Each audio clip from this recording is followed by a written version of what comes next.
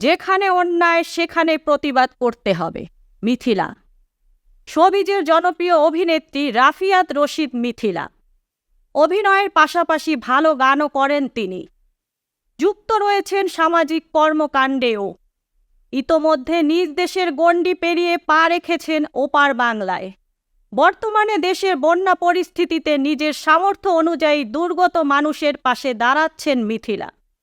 শুধু বন্যা নয়, বৈষম্য বিরোধী ছাত্র আন্দোলনের সময় সংহতি জানিয়ে শিক্ষার্থীদের পাশে ছিলেন তিনি। এবার অভিনেত্রী বললেন, যেখানে অন্যায় সেখানেই প্রতিবাদ করতে হবে। এ অভিনেত্রী আরও বলেন, যখন কোনো অন্যায়ের বিরুদ্ধে প্রতিবাদ করা হয় তখন আমাদের সংহতি জানানো দরকার।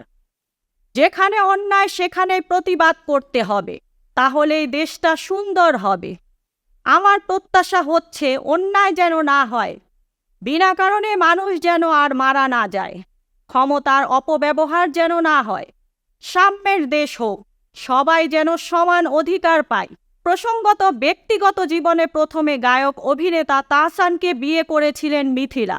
এই সংসারে আয়রা তেহরিম খান নামের একটি কন্যা সন্তানও রয়েছে। তবে মিথিলা তাহসানের সেই সংসার ভেঙে যায়।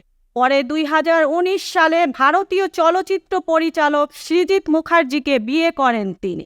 এই ছিল এখনকার প্রতিবেদন। নিত্য নতুন সংবাদ পেতে চ্যানেলটি সাবস্ক্রাইব করুন এবং আমাদের ফেসবুক পেজ ফলো দিয়ে রাখুন।